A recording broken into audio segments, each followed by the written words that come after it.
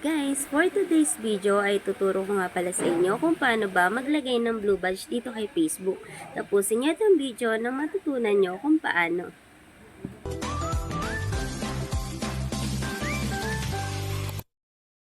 First timer ko lang din po maglalagay ng blue badge. And then ganito lang po yung gagawin niyo. Punta lang po kayo sa inyong Facebook. And then open niyo lang po yung account niyo. And then i-click niyo lang po ang See Dashboard or Professional Dashboard.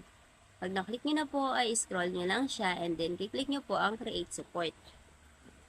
Pag na-click nyo na po ang Create Support, click nyo lang po ang Meta Verified and then click nyo ang Get Meta Verified. And then ganito na po yung lalabas sa kanya. May lalabas dyan na Try It Free. I-click nyo lang ang Try It Free. Then Try Meta Verified for 14 days. I-click nyo lang po ang Next. Pag na-click nyo na ang Next, may lalabas na Sign Up. Click nyo sign up. And then, meron ditong 30 pesos for your first month. 30 pesos po yung babayaran, pero sa iba is 469 pesos. For 14 days siya, na free.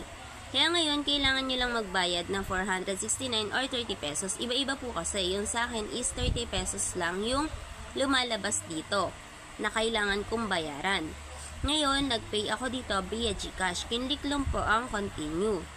Pagka-click ng continue, automatic na po na maliles yan sa inyong GCash. I-click lang po ang subscribe para malas yan.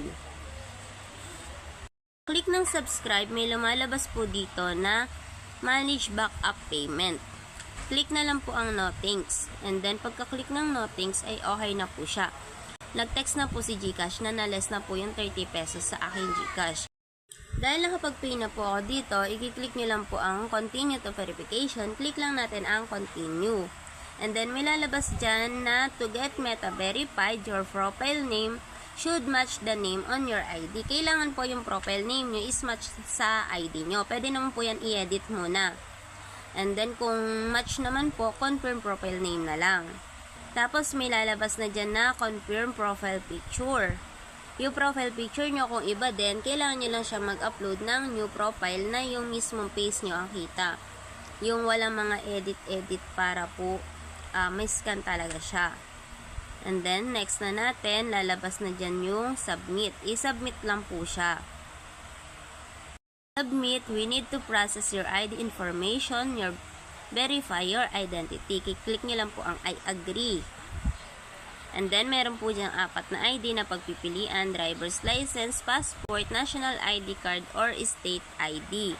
Ngayon, dahil ang ID ko is national ID card, pinili ko lang po ang national ID card. And then, may lalabas po next. Kiklik nyo lang po ang next, and then take a photo. Kailangan lang po picturean ang harap ng inyong ID, and then, ganun din po sa likod. Pag na-picture na po yung mga ID, ay may lalabas na po dyan na identity confirmation in progress. Once your identity is confirmed, you'll have access to all Meta verified benefits. And then, kiklik nyo lang po ang finish. Mag-aantay na lang po ng 48 hours. Wala pang 48 hours ay nag-notif na sa aking Facebook na meron na akong badge dito sa aking account. Ayan, at meron na nga siyang check na kulay blue.